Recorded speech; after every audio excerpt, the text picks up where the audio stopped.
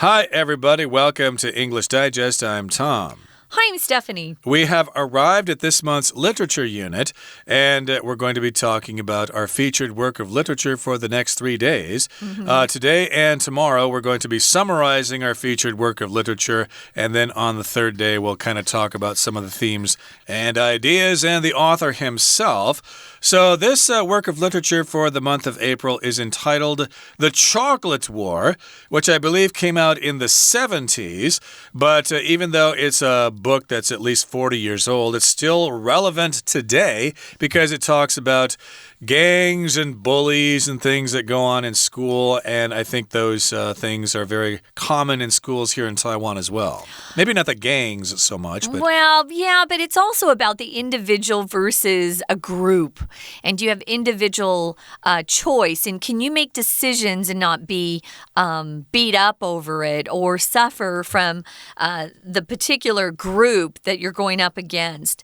I think it's really important. It's very hard to stand up for yourself in high school in particular because everybody wants to be part of a group, to feel like they belong to something.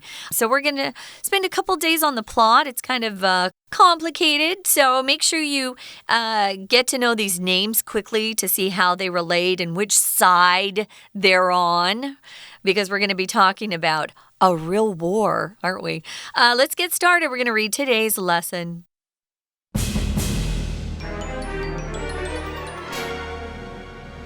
Jerry Renault is a freshman at Trinity High School, an all-boys Catholic school in Massachusetts, U.S.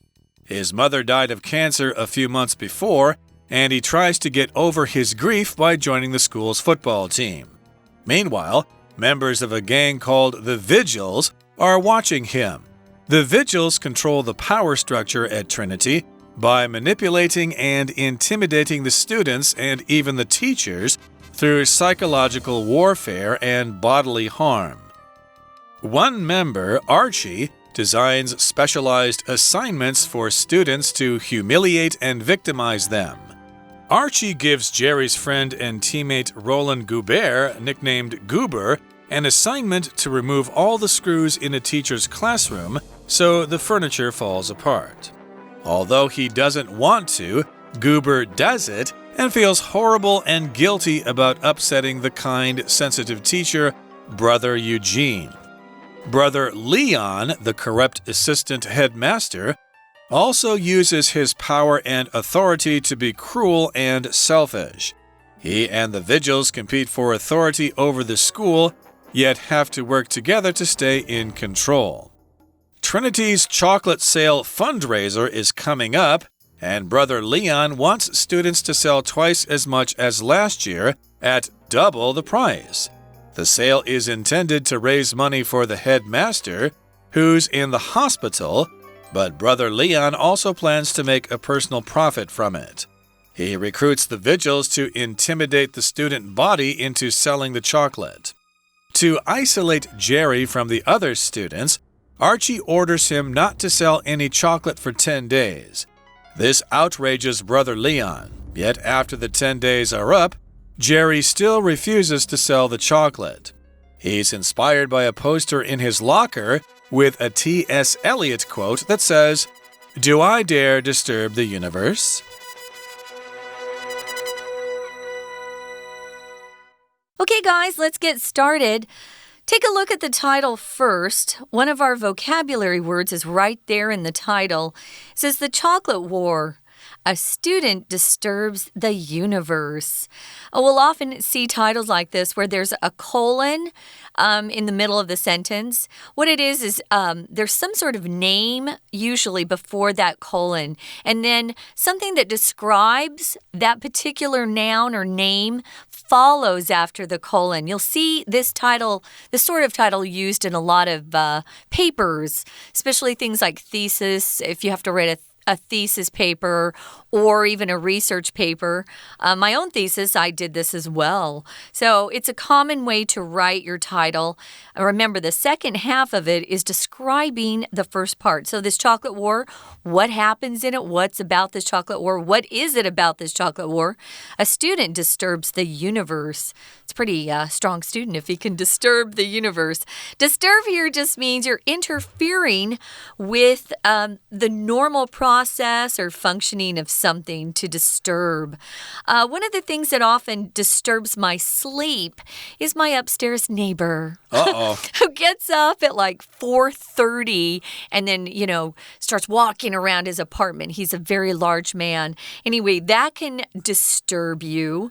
Anything that disturbs you gets in the way of you focusing or concentrating on something. It's bothering you. Yeah, or if you're staying in a hotel or something, you can put a sign on your door that says, do not disturb. Right. So the cleaning crew won't come in and bother you while you're trying to study or something like that. Relax. And disturbing the universe is a phrase from a poem, which we'll get to in just a couple of seconds here. So let's talk about the first paragraph. It says, Jerry Renault is a freshman at Trinity High School, an all-boys Catholic school in Massachusetts, U.S. Okay, so Renault here is his surname, and he's going to a high school, so he's a freshman there. Lots of American high schools have 4 grades, and the 4 grades are freshman, sophomore, junior, and senior, 4 years. And so he just started high school here, but it's an all-boys Catholic school in Massachusetts, which is, of course, where Boston is, Massachusetts Institute of Technology. Where Harvard is. Harvard, etc., the Charles River, etc.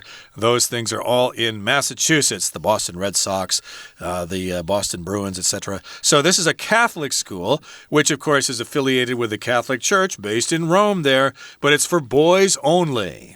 Yeah, this type of school is not a public school, it's a private school. So their parents pay a fee every semester for their kids to attend it. These are pretty serious schools. If you graduate from one of these private schools, you usually do pretty well on tests, and you can get into really Ivy League colleges, a lot of them. So, Jerry Renault. So he's a freshman. When you're a freshman in high school, it's hard.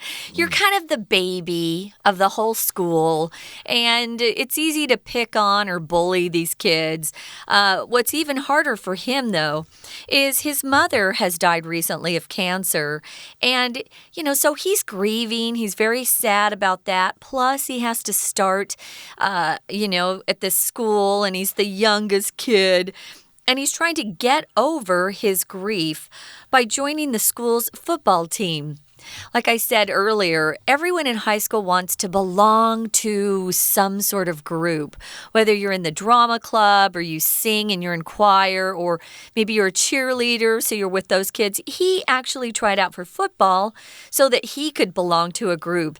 That would help him kind of not think about how sad he was because his mom was gone. Yep, to get over something, to deal with it and move on with your life. Maybe you had your first girlfriend when you were in high school, but she broke up with you. She dumped you. She dumped you, and she wanted to go out with the captain of the basketball team, and you were heartbroken.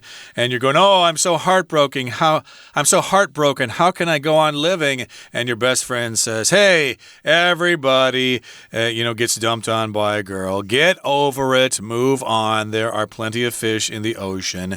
And so here, of course, his mother died, so he's trying to get over his grief by joining the football team. This would be American football since we're in the United States here, not soccer, American football. And meanwhile, at the same time, members of a gang called the Vigils are watching him. Now, it depends on where you go to school. There might be these gangs where people kind of form an organization themselves, and they're usually bad news, okay? They're usually there to cause trouble, to bully other students and things like that. This is a gang here. I think it might be a social club. Could be, indeed. Yeah. I think the Vigils are probably up to no good myself. The gangs we usually experience in America are the ones that have guns and drugs. This isn't the case. Yeah, no. Yeah, I'm from a very small town, so we didn't have gangs in my high school, and I don't think there was that much bullying going on. I do think it's a club, though, Tom, not a gang. Okay, fair enough here, but this is a gang. Even though they say a gang. A gang can also be used, guys, just so you know, to talk about a group of friends. Right? So it can be used to talk about a violent group, like I said, who have guns and kill people and sell drugs. Or it can be just, my gang and I are going to a movie this weekend. Right. I guess if you want to make it sound bad, you can say street gang. Yeah. Like the Latin Kings in Chicago, I think they're pretty scary. Dangerous gang there. You don't want to mess with them. So in any case here, this is a gang in school called the Vigils, and they are watching Jerry. Let's check out this new guy. What can we get from him? How can we bully him or whatever? And the Vigils control the power structure at Trinity by manipulating and intimidating the students and even the teachers through psychological warfare and bodily harm. So this sentence here tells me that the Vigils aren't just a club here. They're actually bad news here. They're controlling the power structure because they manipulate the students. They basically use them how they want to use them. They probably threaten the students. If you don't do what we want you to, we're going to break your arm or something like that. Yeah. We'll, destroy your bicycle or whatever. And they also intimidate, which is kind of similar to what I just described there. You kind of threaten somebody, you frighten them, and you show them how much power you have so that they have no choice but to do what you say. Yeah, I think the one big difference between manipulate and intimidate is that manipulating, they actually get you to do something that benefits them. Intimidating, or if you intimidate someone, you just scare them. But manipulating someone means you're getting them to do something they don't want to do, but you want them to do it for you. I wanted to say something about Vigil. The gang or the group is called the Vigils. Vigil is an actual word. It's a noun. It just means usually a period of time that you keep watch or pray over something.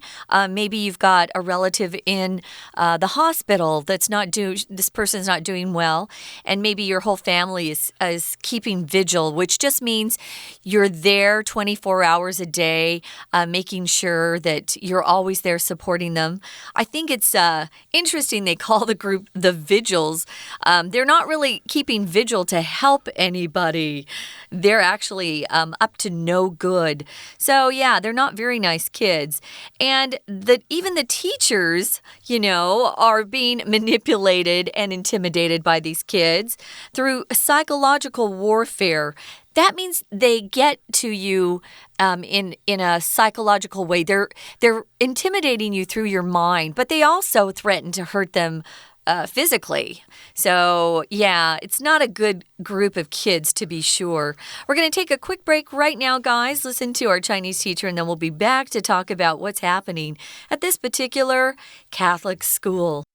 Hello, my name is Shelby. 巧克力战争这本书是有关校园霸凌，主角 Jerry 一直反抗，但结果其实还蛮惨的。我们看标题 Disturb 是干扰打断，后面直接可以加受词，名词 disturbance。 The universe 是宇宙的意思。其实这句呢是美国大文豪 T.S. Eliot 的话，表达撼动宇宙的意思。我们看第一句的地方。Jerry 是3-1高中的新鲜人 Trinity 是3合1的意思。如果放在句子中大写，表示基督教里面的三位一体，指圣父、圣灵、圣子的合为上帝。他加入足球队，到第3句的地方，同时呢有一个帮派叫做守夜会的，一直盯着他。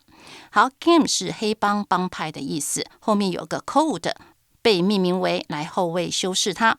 The Vigil 这里大写表示这个组织的专有名词，它小写的时候表示守夜或职业的意思，经常搭配 keep 或者是 hold 来使用。例如，他在他妈妈床边守夜 He kept a vigil beside his mother's bed。 我们看第4句。那守夜会呢，控制学校的权力结构，借由操控或者是恫吓他人。By 后面加动词 ing 表示操控的意思。 Manipulate 常常是指以不正当的手段来操控，后面直接加受词。另外呢，用手推拿也是 manipulate， 例如 manipulate my spine 就是推拿我的脊椎。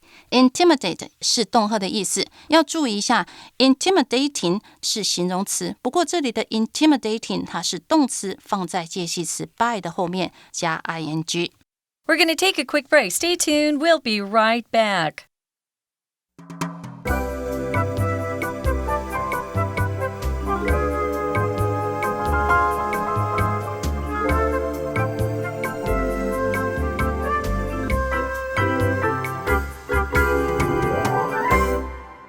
Okay, let's continue to summarize our featured novel here, The Chocolate War.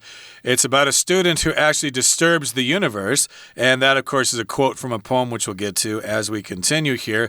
Now, let's talk about one member of the Vigils, Archie. Okay, one member, Archie, designs specialized assignments for students to humiliate and victimize them. So Archie is the mastermind of the Vigils. He designs these assignments that are specialized. Okay, so if you've got an assignment for someone, you have to sort of tailor it or design it so it fits the person that it's for. Okay, so it's specialized. It's not a general assignment. It's specialized. They have something very specific that they need to do. Yeah, designed for that particular person. And he's up to no good. He wants to have these kids carry out these assignments to humiliate and victimize them. He's a terrible person. Remember, Archie's a bad guy, and he's the leader of the Vigils. He's a student. So if you humiliate somebody, you embarrass them to the point where they want to just crawl away. They're so embarrassed. You make someone feel ashamed or really foolish, or you make them feel like an idiot. By injuring their pride, their self-respect, making them look like they're silly in front of other people. That's a terrible thing to do. If you victimize somebody, you turn them into a victim by hurting them. So whatever he's doing, he's singling people out to be really cruel to them or be really unfair. So he's victimizing these boys. If you're the one being victimized, of course, you're called the victim. Indeed. So victimize, of course, is the verb here, and that's what Archie is doing here, coming up with these specialized assignments to humiliate and victimize those other students. Yeah. And Archie gives Jerry's friend and teammate Roland Goubert, nicknamed Goober, an assignment to remove all the screws in a teacher's room so the furniture falls apart. So this is a really, really creative idea here from Archie here. He gives this assignment to Jerry's friend, and the friend's name is Roland Goubert, but his nickname is Goober because that sounds like Goubert, the surname there. So here Archie kind of tells Goober to do this. You got to remove all the screws in a teacher's classroom from the furniture, like from the chairs, the tables, so that when somebody tries to sit down or use the table, they will all fall apart. Ho, ho, ho, he, he. That is so funny. Although he doesn't want to, Goober has to do it, you know. He's been intimidated into it. He feels horrible and guilty about upsetting the kind, sensitive teacher, Brother Eugene. Just a quick note, because they're at a Catholic school, many religions actually call different members brother or sister. So they add that brother in front of their first name. It's because they're Catholic here. So Brother Leon, here's a new guy. We're moving on to a different paragraph here. Brother Leon is a corrupt assistant headmaster. If you run a private school, you're not called the principal, you're actually called the headmaster. So he's corrupt. What does corrupt mean? Oh, he's not honest, he's dishonest, he's a bad guy.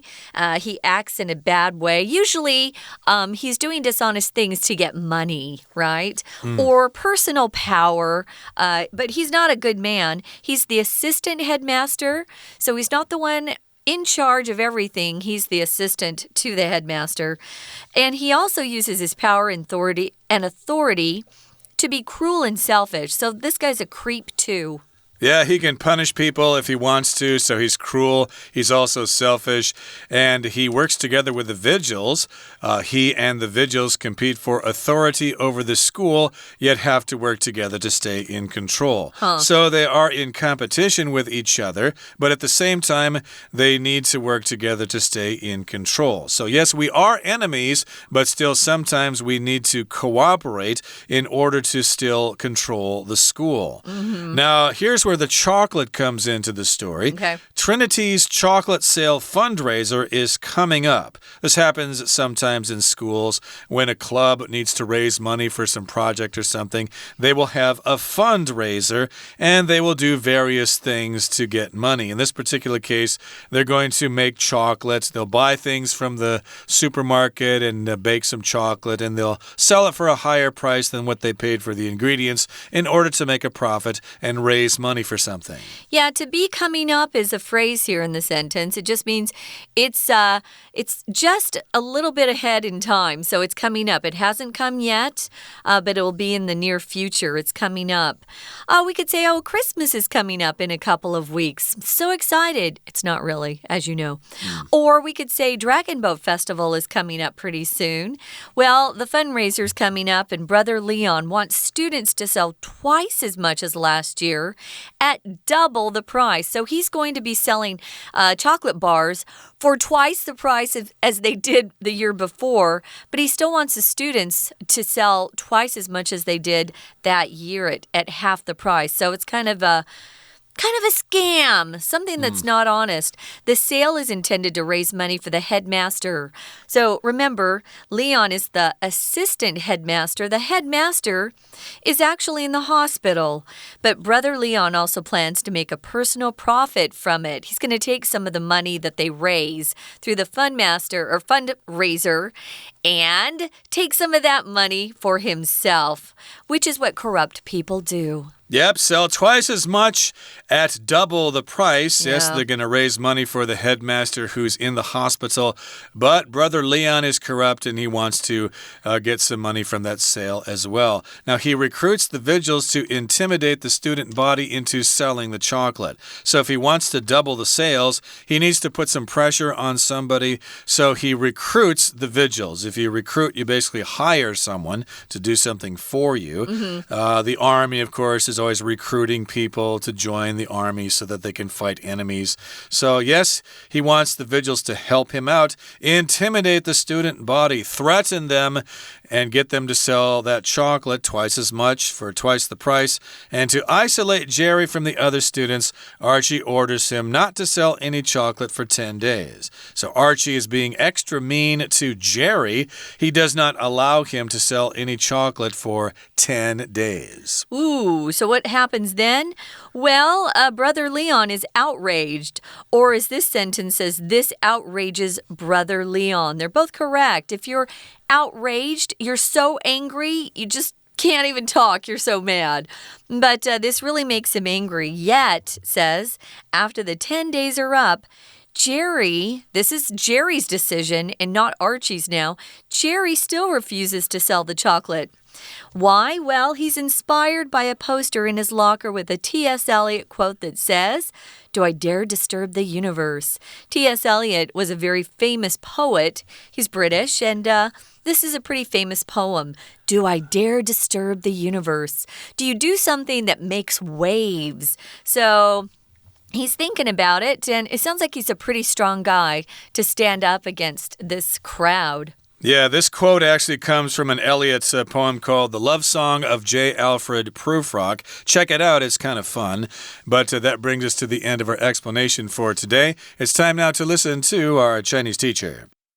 有一个成员雅琪，他设计一些专门的任务给学生来羞辱或者是迫害他们。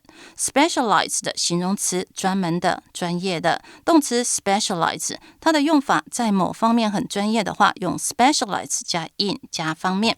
我们看 victimize， 这个 victimize 是指因为种族或性别等原因的虐待或迫害，把后面字为 i 字义省略，就是 victim 受害者、罹难者，补充一个 victim 的片语 fall victim to something 成为什么的受害者。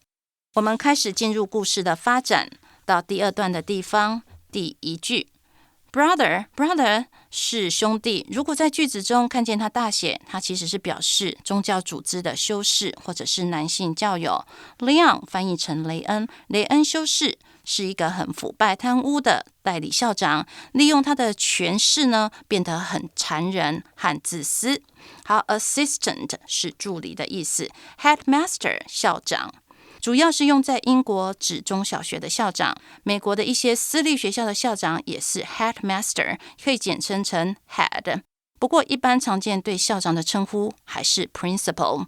第二句的地方，他和这个守夜会竞相争夺权力，然而又一起合作来保持控制。这个 compete 呢是比赛的意思，后面加个 for 再加名词，表示是为了什么而竞赛。如果把 for 改成 against， 表示是反对什么，例如说 compete against injustice 就是反抗不公不义。后面的 to stay in control， stay 是连缀动词，保持的意思，后面加形容词或者是名词。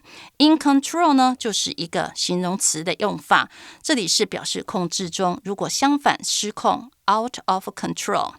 第三句，他们的巧克力义卖即将来临， It's coming up 是来去动词，用来去动词表示一个即将来临的事情。然后雷恩修士呢要学生要卖去年的2倍，我们来学一下2个倍数的用法。第一种，倍数加 s 再加形容词或副词再加 s， 以这句为例就是 twice 倍数加 s 再加 much 副词再加 s。 也可以用第二种方式，它的结构倍数加名词，例如 the size 尺寸或者 the number 数量等，再加 of something， 同样以这句为例 twice 是倍数，接着 the amount 数量，接着 of last year。 好，我们到第5句的地方， The student body可不是指身体哦，它是指全体或团体的意思。例如水域，我们就可以说 a body of water， The student body 就是指全体的学生。我们最后一句的地方，也就是故事的关键句， Do I dare disturb the universe？ Dare 是助动词，表示敢的意思，后面直接加原形动词 disturb， 扰乱打乱，也就是说我敢撼动宇宙吗？以上是今天的讲解，谢谢收听。Okay, that brings us to the end of our lesson for today, but please join us again next time when we continue to summarize the chocolate war. Please join us then. From all of us here at English Digest, I'm Tom. I'm Stephanie. Goodbye. Bye.